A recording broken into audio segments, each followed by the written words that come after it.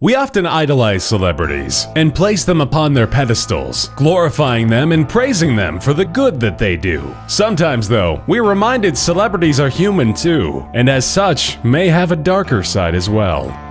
Before he wore a black suit and tie, before he went wild in the Wild West, Will Smith was a young wild kid who went by the name Fresh Prince, and just like royalty, he would have others to do his dirty work. The dirty work in question? That of a 1989 assault, brutal beating, and near blinding of record producer William Hendrix, taking place in Will's hometown of Philadelphia, days after his first Grammy win with DJ Jazzy Jeff. Engaging in an argument rarely results in stitches, let alone a fractured left eye orbit. Unfortunately for Hendrix, that was the case, after Will had ordered his bodyguard to brutally beat Hendrix, and the bodyguard did just that. Police responded and arrested then 20-year-old Smith and charged him with aggravated assault, reckless endangerment, simple assault, and criminal conspiracy, stating that none of this was his fault, and he was guilty by association alone. The following day, all charges were dropped, and Will was released as a free man once again.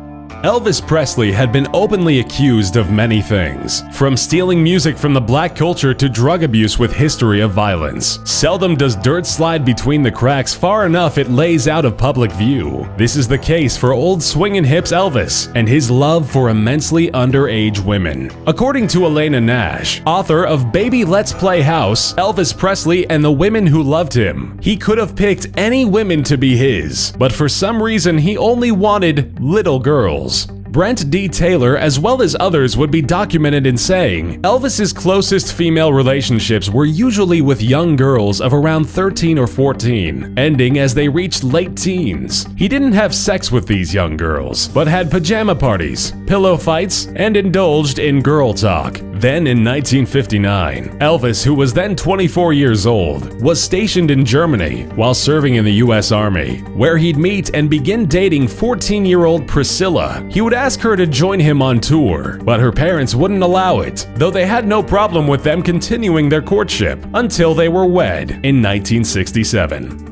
Mark Wahlberg would begin his career in 1991 when he debuted as Marky Mark as the frontman of Marky Mark and the Funky Bunch, and would later drop the stage name and become an award-winning actor. Before all of that, he was known for a history of violence and racism. In 1986, at age 14, Mark Wahlberg had a civil rights action brought against him by the Massachusetts Attorney General, who sued him and two of his friends for throwing rocks and yelling racial slurs at three black school children. It would continue to spawn a history of racism and violence, from his beating of two Vietnamese men, leaving one almost blind, while he beat the other with a stick in 1988. Oh yeah, how about that time in 1992 when he beat a security guard so badly he had to have his jaw wired shut? He managed to reach an outside settlement mere days before court. Doing so would help him avoid all criminal charges. As if all that wasn't enough, in a 2010 segment of 60 Minutes, he said he used to steal cars, roll rich kids while freebasing cocaine by age 13.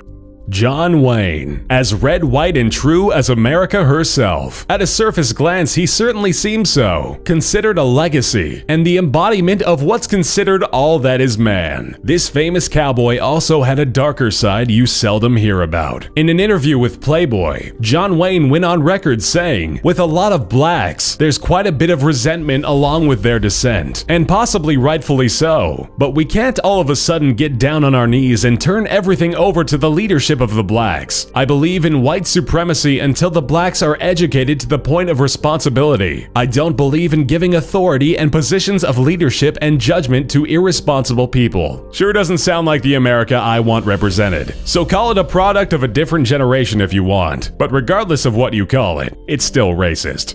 Former left-winger, Welsh native, football coach, co-owner of Salford City and assistant manager at Manchester United. Though all of those things, Ryan Giggs has a darker, more manipulative side as well. Considered to be perhaps one of the greatest football players to date, it's hard-pressed to find those with unflattering words about Ryan. That is, until you ask his family. Differing far from the public opinion concerning Ryan, his father Danny Wilson and brother Rodri Giggs would would have a less savory portrait to paint. The star would soon face a grim reality, as involvement in an affair between he and then wife of his brother Rodri, Natasha Giggs. Reports claim the affair went on for 8 years, and Ryan even impregnated his sister-in-law. In attempts to cover this vile act of betrayal to his brother, he met in secret with Natasha to plan an abortion just 2 days before she would be wed to his brother, biking all the way to her house to give her the £500 it would cost. As if this list of travesties hadn't been enough, he even tried to bribe Natasha to cover this story from the news and even his brother. Though it took Ryan 4 years after the 8-year affair, Ryan would eventually come to apologizing to his brother, albeit in a cowardly manner. Ryan claimed he had done his brother a favor by revealing the type of woman Natasha truly was.